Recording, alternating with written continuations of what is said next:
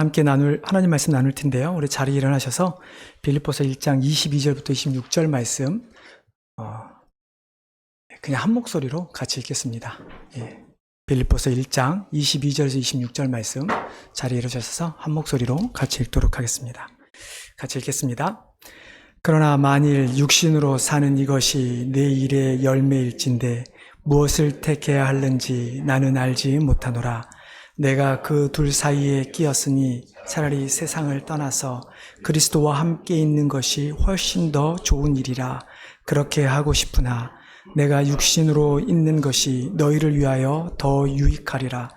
내가 살 것과 너희 믿음의 진보와 기쁨을 위하여 너희 무리와 함께 거할 이것을 확실히 아노니 내가 다시 너희와 같이 있으므로 그리스도 예수 안에서 너희 자랑이 나로 말미암아 풍성하게 하려 함이라. 아멘. 자리에 앉아주시기 바랍니다. 제가 한 번 더 기도하겠습니다. 하나님, 오늘도 우리가 하나님 앞에 예배하러 나와 하나님 앞에 찬양과 기도를 올려드렸습니다. 이제 하나님 이 시간 하나님의 말씀을 우리가 듣기를 원합니다. 하나님, 오직 하나님 말씀만이 선포될 수 있게 도와주시옵시고 선포되지 않은 하나님 말씀을 통해 우리 자신들을 돌아보고 정말 우리의 변화해야 될 모습과 우리가 바꿔야 될 모습과 혹은 우리가 내려놓아야 될 모습이 무엇인지를 깨달아 정말 하나님의 사람으로 또 그리스도의 제자로 더욱더 거듭나는 주의 백성들 되게 하여 주시옵소서. 감사하며 예수님의 이름으로 기도하옵나이다. 아멘.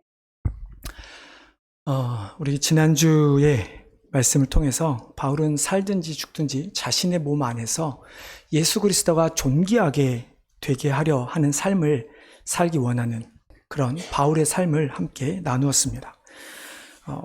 말씀드렸지만 무신론자들은 신을 믿지 않기 때문에 죽음 이후의 삶이 없다고 해서 그렇기 때문에 그들은 현세에서의 삶에 더 집중할 수밖에 없습니다. 여기서 더 많은 것을 누리고 더 많은 기쁨을 누리고 더 잘 살기를 원하는 거죠. 하지만 또 너무 극단적인 한 예로는 무신론자들은 그렇기 때문에 이 땅에 사는 거 뭐가 대수냐 그러면서 아무렇게나 살아가는 그런 사람들도 있죠. 결국 죽음이 두렵지 않다고 생각하기 때문에 그런 삶을 살아가는 것입니다. 그저 모든 것이 사라진다고 믿으니까 이 세상에만 집중하지 죽음 이후의 삶에 대해서는 그들은 생각하지 않습니다. 근데 잘 보면 과연 무신론자들이 죽음을 두려워하지 않는가? 어떻게 보면 기독교인들보다 신을 믿는 자들보다 더 죽음을 두려워하는 자들이 무신론자들인 것 같습니다. 아마 본능적으로 두려워하는 것 같습니다. 자신들이 분명히 죽은 이후에는 사라진다고 믿지만 그러나 뭔가 죽음 이후에 있을 무언가 때문에 그들은 두려워하죠. 오히려 신이 있다고 믿는 자들이 죽음 앞에 훨씬 더 의연한 것 같습니다. 바울도 마찬가지입니다. 바울은 오직 복음을 위한 삶을 살았습니다. 그래서 매를 맞든 돌에 맞든 감옥에 갇히든 어떤 상황에 처한다 할지라도 또한 자신을 좋아하든 자신을 시기하든 그것 때문에 질투하든 사람들의 시선이 어떠하든 그리스도만 전파되면 기뻐할 수 있다라고 고백한 것은 그가 현세의 삶이 아닌 내세의 삶이 있는 것을 믿었기 때문이죠. 예수를 만난 이후에 바울은 오직 복음을 전하는 일에, 교회를 세우는 일에, 교회를 건강하게 하는 삶을 살았던 삶이 바로 바울이었습니다. 우리가 계속 나눴던 말씀처럼 복음 전파의 진전을 위해 했던 바울, 살든지 죽든지 자신의 몸에서 그리스도가 존귀하게 되기를 원했던 바울, 무엇보다도 죽음 이후에 주님과 영원히 함께할 수 있다라는 그 확신을 갖고 살았던 바울이었기 때문에 그가 이렇게 고백했죠. 우리가 지난주에 읽었던 21절의 말씀, 이는 내게 사는 것이 그리스도이니 죽는 것도 유익함이라. 우리도 이런 고백을 할 수 있어야 합니다. 내가 살아가는 것이 그리스도라면, 즉 내 삶의 이유와 목적과 방향, 그 모든 것이 정말 주님을 위한 것이라면 당연히 죽는 것도 우리에게는 유익할 수밖에 없는 것이죠. 왜냐하면 우리가 살아계신 하나님을 믿고 그 하나님께서 예수 그리스도를 통해서 우리를 구원하셨다는 것을 믿는다면, 그래서 주님이 다시 오시는 날 우리를 천국으로 이끌어가서 영원토록 하나님과 주님과 함께 사는 그곳, 우리가 계시록에 그러잖아요. 눈물과 슬픔이 없고 아픔이 없는 영원한 기쁨만 존재하는 그곳에 삶이 기다리고 있다는 것을 우리가 믿는다면 우리는 죽는 것에 대해서 두려워할 이유가 하나도 없는 것입니다. 여러분 생각해 보십시오. 요즘 저희 교회도 아픈 분들이 참 많죠. 여러분 아픈 분이 만약에 천국 가서 아프지 않고 정말 10대나 20대처럼 훨훨 날아다닐 것 같은 몸을 다시 바뀐다면 여러분 어떻게 하시겠습니까? 만약 죽어서 더 이상 고난과 고통이 없는 그런 기쁨만 있는 삶을 살아갈 수 있는 곳이 있다면 여러분 어떻게 하시겠습니까? 그럼 죽고 싶다는 생각을 안 하게 될까요? 물론 그렇다고 제가 자살하라는 이야기는 절대 아닙니다. 하나님이 없는 사람들이나 하나님을 믿지 않는 사람들은 이것을 모르기 때문에 죽음을 두려워하지만 믿는 자들은 죽음을 두려워할 필요가 없다라고 하는 말씀입니다. 그래서 바울은 어차피 자신이 살아가는 이유가 그리스도였기 때문에 자신이 죽어서 그리스도와 함께 사는 것이라면 그것이 더 유익할 수밖에 없다라고 고백하는 것입니다. 바울이 감옥에 갇혀서 그것이 너무 힘들어서 자신이 풀려나기를, 죽기를 원했던 것이 아니라 그리스도와 함께 있는 것이 정말 좋기 때문에 정말 영원한 천국에서 함께 할 수만 있다면 자신은 감옥에 갇혀서 죽어도 괜찮다라고 이야기를 하는 것이죠. 분명 우리가 지난 시간 이처럼 바울이 죽는 것도 자기에는 유익하다라고 말을 했는데 오늘 22절에 보면 갑자기 이렇게 말합니다. 그러나 만일 육신으로 사는 이것이 내일의 열매일진데 무엇을 택해야 할는지 나는 알지 못하노라. 육신으로 사는 이것이 내일의 열매라면 무엇을 선택할지 알지 모르겠다라는 이 말. 간단히만 보면 마치 바울이 죽지 않고 살기를 원하는 것, 이 세상에서 살아가는 것이 자신에게 열매가 된다. 그런 의미처럼 보여집니다. 그러다 보니까 내가 죽고 사는 문제에 있어서 더 이상 내가 무엇을 선택해야 할지 알지 못하는 것처럼 우리가 들리기도 합니다. 좀 뭔가 애매모호하죠. 그래서 학자들은 실은 성경에서 어떤 단어들이 이제 함축된, 빠진 문장들이 있다라고 보거든요. 그것을 우리가 생략 문장이라고 하는데 오늘 본문에도 학자들은 만일이라는 단어가 빠졌다라고 생각을 합니다. 꼭 정말 빠졌는지는 모르죠. 하지만 만일이라는 단어를 이것이라고 하는 단어 앞에 한 번 더 사용된다면 이렇게 볼 수 있습니다. 그러나 만일 육신으로 사는 것, 만일 이것이 육신으로 사는 것이 내일의 열매라면 나는 어떤 것을 택해야 할지 모르겠다. 죽는 것이 유익하다고 고백했던 바울이지만 내가 죽지 않고 육신으로 살아가는 것이 나의 열매가 될 것이고 그렇기 때문에 무엇을 선택할지 잘 모르겠다 고백하죠. 우리가 지난 시간에 19절에서 구원에 이른다. 구원이라고 하는 것이 두 가지로 해석된다고 말씀을 드렸습니다. 하나는 영적 구원을 뜻하는 것이고 영원한 천국에 가는 거죠.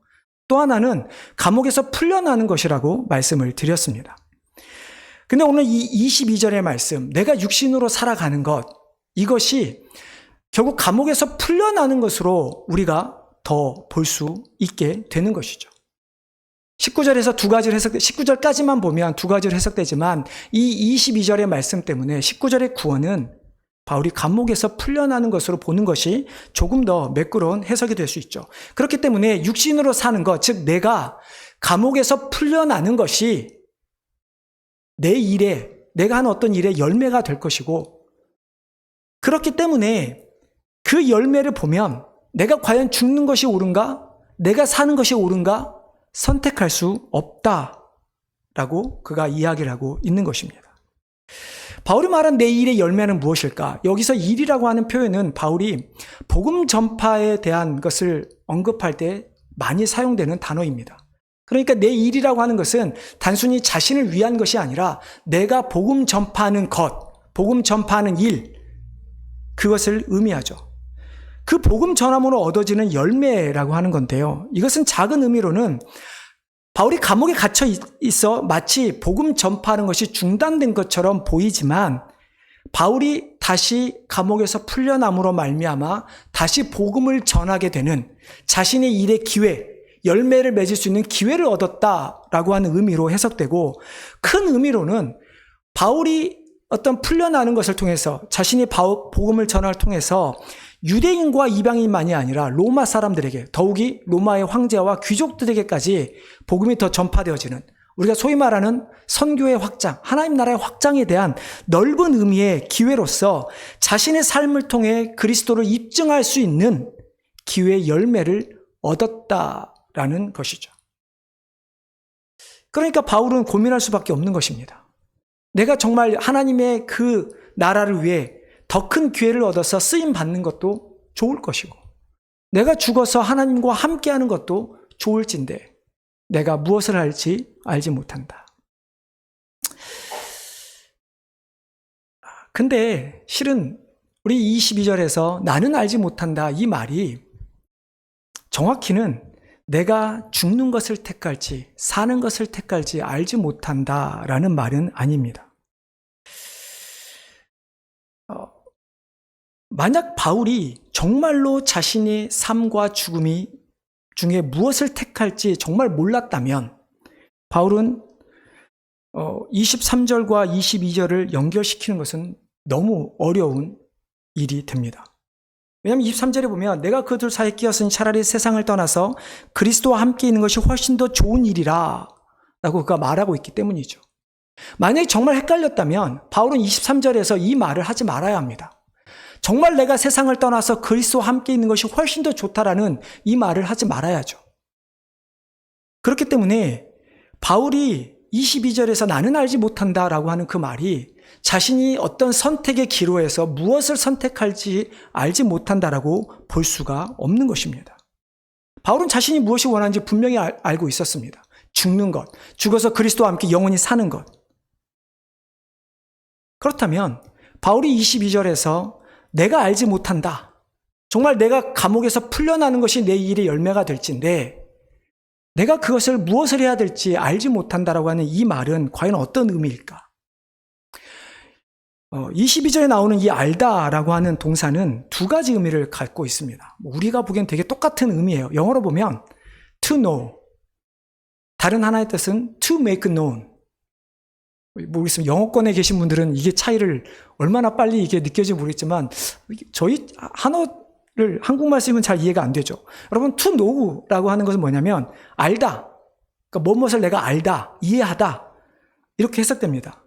하지만 to make known은 무엇을 알리다, 무엇에게 무엇을 드러내다 라고 해석할 수가 있습니다. 성경에서 이 단어를, 이 그리노조라고 하는 이 알다라는 단어를 두 가지로 했을 때 to know로 해석하면 내가 경험적으로 혹은 지식적으로, 직관적으로 하나님에 대해서 아는 것을 할 때는 to know로 번역을 합니다. 하지만 to make known이라고 하면 누군가가 나로 하여금 무엇을 알게 하다라고 번역이 되죠. 혹은 내가 무엇을 드러내다라는 동사로 번역을 하게 됩니다. 여기서 알다 그리노조는 to know보다는 to make known으로 해석을 해야 합니다. 그러면 이 22절에 바울이 나는 둘 중 무엇을 선택할지 알지 못한다라고 하는 이 말은 정확한 표현은 나는 둘 중 무엇을 선택해야 할지 너희 빌립보 성도들에게 알게 하지 않겠다, 드러내지 않겠다라고 하는 표현입니다. 그러니까 내가 천국에 가고 싶은 거나 내가 여전히 남아서 복음 전파의 기회를 얻어 더 많은 일을 하거나 내가 무엇을 선택하든 나는 선택하지 않을 것이다. 그 선택은 오직 주님께만 있으므로 주님께 맡기겠다라는 표현인 것이죠. 그렇기 때문에 이 22절을 이렇게 해석을 해야 23절에 내가 정말로 그리스도와 함께 있는 것이 훨씬 좋으나 내가 정말 그렇게 하고 싶으나 그 다음 뭐가 나올까요? 당연히 그렇게 하지 않겠다라고 하는 말이 정확한 의미로 우리에게 다가올 수가 있는 것이죠. 바울은 자신이 육신으로 살아가는 것, 자신이 풀려나는 것, 그로 말미암아 복음을 전하는 것, 그것이 정말 하나님의 뜻이라면 내가 죽어서 천국 가는 것보다 여기에 남아서 복음을 전하겠다. 철저히 주님께 자신을 헌신하는 그런 모습을 나타내고 있는 것이 22절에 나는 알지 못한다라고 하는 말씀입니다. 이렇게 해석해야 24절에 내가 육신으로 있는 것이 너희를 위하여 더 유익하리라 라고 하는 이 말씀을 우리는 훨씬 더 바울의 고백으로, 진정한 고백으로 받아들일 수 있게 되는 것입니다. 만약 22절에 그 나는 알지 못한다를 정말로 바울이 무엇을 선택해야 할지 자신의 선택의 기로에서 자신의 선택으로 해석한다면 24절에서 자기가 풀려나 너희를 위하여 유익하다라는 이 표현이 하나님의 순종이 아닌 결국 자신이 감옥에서 풀려나길 원하고 나도 더 살고 싶어 라고 하는 개인적인 유익으로밖에 비춰지지 않게 되기 때문이죠.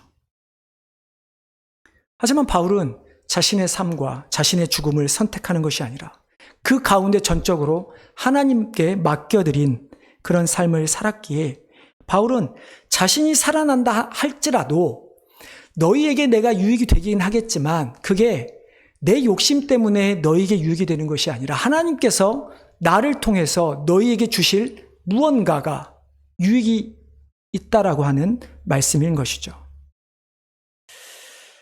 그렇기 때문에 내가 육신으로 있는 것이 너희를 위하여 더 유익하다라고 하는 24절의 말씀, 우리는 이렇게 두 가지로 이해를 해야 합니다. 첫째는 내가 육신으로 있는 것, 이 표현도 내가 감옥에서 풀려나게 된다면으로 봐야 하는데 내가 감옥에서 풀려나는 것이 내가 원해서 내가 어떤 일을 해서 풀려나게 된 것이 아니라 하나님께서 하실 일이고, 두 번째로 너희를 위하여 더 유익하리라는 이 표현도 주님께서 감옥에서 나를 풀어주셔서 그런 나를 통해 너희에게 무언가를 유익함을 주실 것이다 라고 하는 표현이지 바울 스스로 내가 풀려날 것이고 내가 너희를 유익하게 하겠다라고 하는 그런 말씀이 아니라는 것이죠.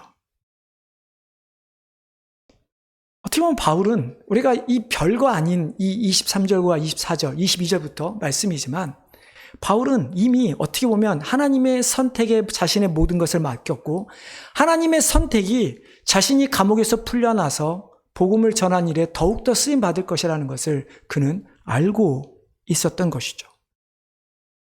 여러분, 우리가 부러워할 것이 바로 이런 것들입니다. 우리가 단순히 이 땅에서 축복받는 것이 아니라 하나님께서 나를 살려주셔서 이 땅에 복음을 전하는 자로 계속 쓰신다라는 것, 그것에 대한 확신이 있는 것이 우리에게 축복인 것이지, 내가 이 땅에서 대단한 재물을 갖고 대단한 명예를 얻는 것이, 대단한 건강을 가지고 살아가는 것이, 오래 사는 것이 결코 우리에게 주신 축복이 아니라는 것이죠. 하나님의 선택에 나의 구원이 정해졌고 하나님의 선택에 따라서 나의 삶이 정해져 있다라고 하는 것. 여러분, 나의 삶의 목표가 정해져 있기 때문에 우리는 더 이상 헷갈릴 필요도 없는 것입니다.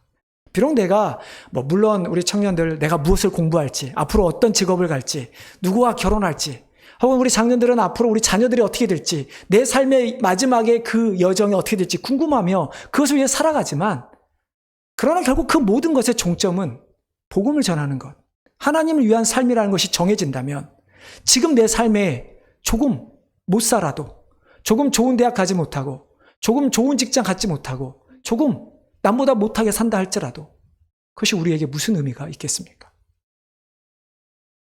정말 하나님을 향한 그 목적에 그 삶이 정해져 있는 확신을 가지고 살아가시기를 바랍니다. 자, 그러면 바울이 감옥에서 풀려나는 것이 빌립보 교회 성도들에게는 어떤 유익이 있었을까? 다시 말해 주님이 바울을 감옥에서 풀려나게 하심을 통해서 대체 빌립보 교회 성도들에게 어떤 유익을 주시기를 원하시는 것일까요? 우리 25절, 26절 말씀 한번 같이 읽어보도록 하겠습니다. 25절, 26절입니다. 같이 읽겠습니다.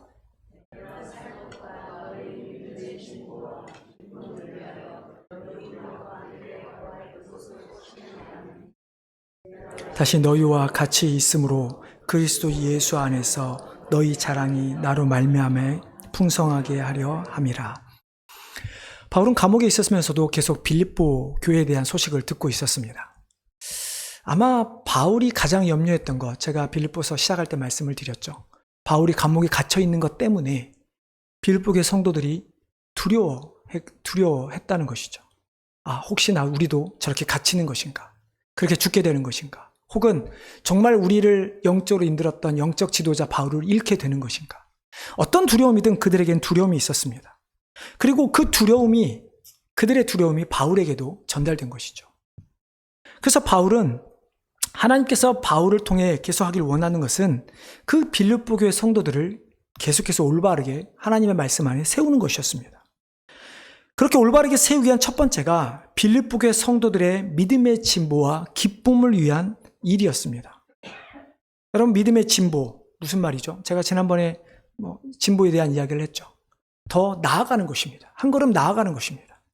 그냥 이 세상의 현세에 안주하기 위해서 우리가 바뀌는 것이 아니라 이 세상에서 이겨나가기 위한 한 걸음을 더 나아가는 것이죠. 그렇기 위해서는 그 진보라는 말에는 어떤 우리가 장애물도 뛰어넘을 수 있어야 합니다. 고난이 찾아오면 고난을 이겨낼 수도 있어야 하는 것입니다. 어떠한 것도 우리가 앞으로 나아가는 것을 막지 못하고 우리는 하나님의 능력으로 점점 더 나아가는 것이죠. 즉 우리가 계속해서 하나님께서 바울을 통해서 빌립보 교회를 향한 믿음의 진보를 이루기 원했던 것은 바울이 감옥에 갇혀있든 혹은 그들에게 어떤 상황이 있든 간에 그들이 하나님을 향한 믿음이 점점 더 나아가기를, 전진하기를 원했다는 것입니다. 그러면 바울이 풀려남을 통해서 어떻게 할 수 있을까요? 당연히 말씀을 더 배울 수 있게 되는 것입니다. 바울이 전하는 말씀, 그가 해석하는 말씀을 통해서 그들이 말씀에 대한 이해도를 높이는 것입니다. 하나님께서 이 시대에 왜 목사를 세웠습니까? 성도들에게 말씀의 이해도를 높이기 위함입니다. 또한 바울은 자신의 그 말씀의 이해도를 높일 뿐만 아니라 자신의 삶을 통해서 하나님의 말씀이 그들의 삶 가운데서 실천으로 드러날 수 있도록 하기 위해서 바울을 풀려나게 하신 것이죠. 여러분, 이것이 믿음의 진보인 것입니다. 믿음이 그렇다고 해서 그게 목사만 해야 되는 건 아니죠. 하나님께서 우리 모두를 믿음의 백성들을 모아서 교회로 세우셨다면 우리는 서로 간에 믿음의 진보를 도울 수 있어야 하는 것입니다. 서로가 하나님의 말씀을 나누고 하나님의 이해를 높이고 내가 느꼈던 그 하나님, 다른 사람은 경험하지 못한 그 하나님에 대해서 나누고 그래서 그들 또한 그 하나님을 누리고 함께 실천할 수 있는 삶으로 바뀌는 그 믿음의 진보, 그리고 그 믿음의 진보로 말미암은 기쁨을 누리게 하기 위한 유익을 위해 하나님은 바울을 육신으로 살게끔, 놓이게끔 하신 것이죠. 바울은 이미 자신의 삶이 그러했음을 이미 앞에서 우리에게 알려주었습니다. 12절에 보면 내가 당한 일이 도리어 복음 전파의 진전이 되었다. 바울은 옥에 갇힌 그것이 다른 사람 눈에는 장애물이고 고난이지만 바울에게 있어서는 그것이 복음의 진전이 되었다 고백하죠. 18절에 거칠으로 하나 참으로 하나 무슨 방도로 하든지 전파되는 그리스도니 이로써 나는 기뻐하리라. 다른 사람이 나를 해코지를 하든 나를 시기를 하든 나를 사랑해서 복음을 전하든 복음만 전한테 된다면 나는 그 복음 전파 때문에 기뻐하리라고 하는 삶의 실제적인 체험을 그는 고백한 것이죠. 그리고 그런 것들이 20절에서 내 몸에서 그리스도가 존귀하게 되려 함이라. 내가 아는 그리스도, 내가 아는 체험했던 그 그리스도가 이제는 단순히 내가 그 주님을 아는 것이 아니라 to live is Christ, 내가 살아가는 삶, 사는 그 자체가 그리스도가 되기를 소원했던 바울. 그렇기 때문에 하나님께서는 바울을 옥에서 노임을 통해서 이미 그가 경험한 그 모든 것들을 통해 빌립보의 성도들도 믿음의 진보를 이루기를 원하셨던 것이죠. 또한 변함치 않는 그 기쁨을 얻은 바울을 통해 빌립보의 성도들에게도 어떤 일이 있어도 염려하지 말고 두려워하지 말고 기뻐하라고 하는 메시지를 전하기 위함이었습니다. 바울이 감옥에 풀려나게 된 두 번째 목적은 빌립보의 성도들의 자랑이 그리스도 안에서 나로 바울로 말미암아 풍성하게 하기 위함이라고 말합니다. 빌립보 성도들의 자랑이 무엇이었을까요? 왜 바울이 갑자기 너희의 자랑이 바울로 말미암아 풍성하게 될 것이라 라고 하는 이야기를 하고 있는 것일까요? 자랑, 그러면 우리는 많은 것들을 자랑할 수 있죠. 하지만 바울이 말한 건 그리스도의 자랑일 것입니다. 빌립보서 3장 3절에 보면 이렇게 말합니다. 하나님의 성령으로 봉사하여 그리스도 예수로 자랑하라. 하나님의 성령으로 봉사해서 너희가 봉사를 통해 그리스도 예수를 자랑하라. 바울이 왜 이야기를 하고 있을까? 아마 빌립보 교회 안에 그리스도 외에 다른 무언가가 그들의 자랑의 대상이 되었던 것 같습니다. 그래서 바울은 너희가 자랑하는 그 대상을 이제 내려놓고 정말 예수 그리스도 안에서 그 그리스도께서 너에게 주신 은혜에 따라 그리스도 예수를 자랑하는, 복음을 전하는 그 자랑을 하라라고 하는 이야기를 하는 것이죠. 아마도 바울이 갇힌 것 통해서 그들은 복음 전파를, 그리스도를 자랑하는 것을 아마 주저했을 것입니다. 여러분 그러지 않겠습니까? 만약에 우리 안에 이렇게 모여서 예배를 드리면 잡아간다고 생각을 해보십시오. 중국 교회를 생각하셔도 좋습니다. 북한을 생각하셔도 좋고, 오늘 우리가 기도했던 에리트리아를 생각하셔도 좋습니다. 그리스도를 믿는 것이 이렇게 예배하는 것 때문에 여러분이 감옥에 갇히고 매를 맞게 되는 일이라고 한다면 여러분 어떻게 하시겠습니까? 우리 그리스도를 자랑하는 것이 쉽지 않게 됩니다. 빌립보의 성도들도 마찬가지였습니다. 하지만 예수 그리스도가 바울을 풀려나게 함을 통해서 그 바울을 풀어주신 그리스도, 풀려난 바울을 통해서 전하게 될 그 그리스도를 더욱더 너희 안에 자랑하는 것이 이제는 위축되는 것이 아니라 바울을 통해서, 바울을 풀려남을 통해서 더욱더 풍성하게, 더 담대하게 자랑하게 되리라 라고 하는 것을 말씀하고 있는 것이죠. 여러분, 빌립보의 성도 입장에서는 어땠을까요? 자신들이 그렇게 기도했던 기도의 제목, 바울이 풀려나게 됩니다. 여러분 얼마나 기뻤을까요? 기쁨만 있었을까요? 우리가 이렇게 믿고 기도하면 정말 하나님께서는 그 고난을 이기게 해주실 것이다 라는 확신, 하나님에 대한 더 큰 믿음이 생기지 않았을까요? 바울 한 사람이 풀려나는 거지만 결국 그것 때문에 빌립보 교회 성도들은 더욱더 하나님을 알게 되고 더욱 깊이 하나님을 믿게 되는, 그래서 정말 그리스도를 자랑하는, 복음을 전하는 그 일이 풍성하게 되어 하나님께 더욱 큰 영광을 올려드리게 된 것이죠. 이처럼 바울은 빌립보 교회 성도들의 유익을 위해 자신이 육신으로 살아가기를, 풀려나게 되었습니다. 그리고 그들의 믿음의 진보와 기쁨을 위해 그리스도의 자랑이 더욱더 풍성하게 되기 위해 자신을 육신으로 살게 되었다는 것을 바울도 깨닫고 빌립보 교회 성도들도 깨닫게 된 것이죠. 그러면 우리는 어떻게 살아야 할까요? 우리가 감옥에 갇혀 있지 않다 하여 육신으로 살아가지 않아도 된다는 것일까요? 여러분, 육신으로 살아간다는 것, 아까도 말씀드렸지만 단순히 감옥에서 풀려나는 것이 아니라 그 풀려남을 통해 빌립보 교회 성도들의 믿음의 진보와 기쁨이 되게 하는 것, 그리스도의 자랑을 풍성하게 하는 것이라면, 여러분 우리도 육신으로 살아가는, 우리 이 삶에서 이렇게 자유롭게 살아가는 우리의 삶을 통해 우리가 해야 하는 것은 무엇일까요? 우리도 바울처럼 누군가의 믿음의 진보를 위해, 기쁨을 위해, 누군가가 그리스도를 더욱더 자랑하도록, 하나님을 더욱더 하나님께 영광을 돌리도록 하는 삶을 살아가야 하지 않을까요? 만약에 그렇게 살려면 우리는 분명하게 결정해야 합니다. 이 세상에서 우리가 육신으로 살아가는 것이 나의 선택에 맡길지 아니면 하나님의 선택, 하나님의 주권에 맡길지를 말이죠. 만약 우리가 오롯이 하나님의 선택에 우리의 모든 육신의 사랑을 맡긴다면 우리의 삶은 달라져야 합니다. 여전히 나 자신을 위한 생활을 하는 것도 아니고, 내가 주인이 되는 것도 아니고, 그렇게 내가 주인이 되어서 공부를 하고 돈을 버는 것도 아니고, 그렇다고 나를 위해 교회를 섬기며 교회를 하는 것도 아니라 오직 하나님을 위해 복음 전파를 위한 삶을 우리는 살아가야 할 것입니다.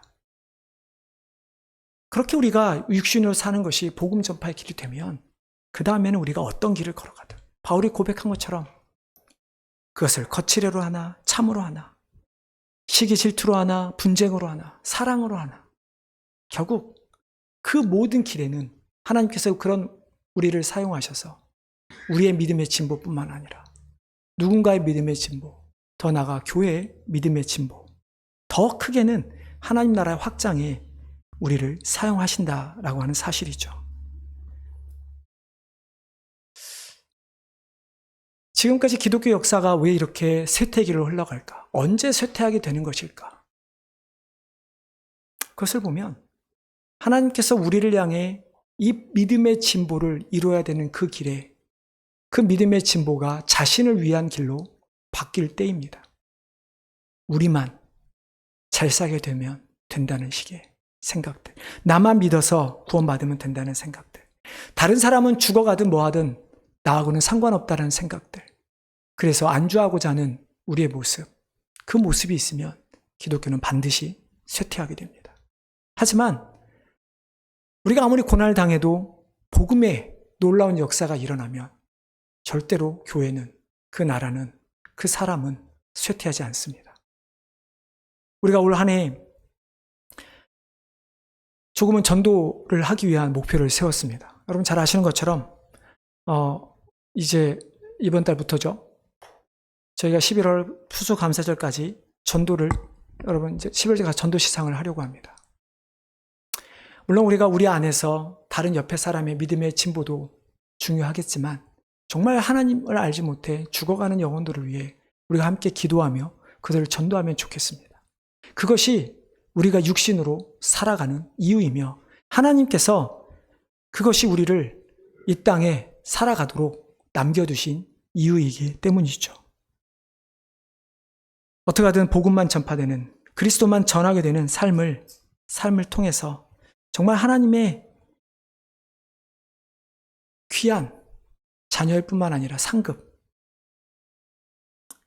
또한 우리가 영원토록 우리가 함께할 그 하나님의 그 영광을 누릴 그날을 바라보며 살아가는 우리 귀한 성도님 되시기를 주님의 이름으로 축원합니다. 하나님, 참 바울은 자신의 삶과 죽음조차도 하나님께 맡겼고 하나님께서 살려주시는 것을 통해서 그것조차도 자신을 위한 것이 아니라 빌립보의 성도들의 믿음의 진보와 기쁨, 빌립보의 성도들의 그리스도의 자랑이 더욱더 풍성하게 되기 위함이라 고백한 바울처럼 하나님, 우리가 구원받아서 천국에 간 것도, 우리가 받았지만 여전히 천국이 아닌 이 땅에 살아가는 것도 역시 우리를 통해 누군가를 향한 믿음의 진보, 누군가에게 복음을 전하는 그런 삶을 위한 것임을 믿습니다. 하나님, 정말 우리를 위한 삶이 아닌 그리스도를 위한 삶, 복음을 위한 삶, 복음 전파의 삶을 살아가는 우리가 되게 하여 주시옵소서. 올 한 해 우리가 전도에 힘쓰기를 소원합니다. 하나님, 우리 모든 성도들 각자 가운데 마음에 품을 수 있는 자들을 허락하여 주시옵시고 그들을 위해 기도하고 그들을 언젠가 하나님 앞에 인도할 수 있는 귀한 믿음의 열매들이 있게 하여 주시옵소서. 감사하며 예수님의 이름으로 기도하옵나이다.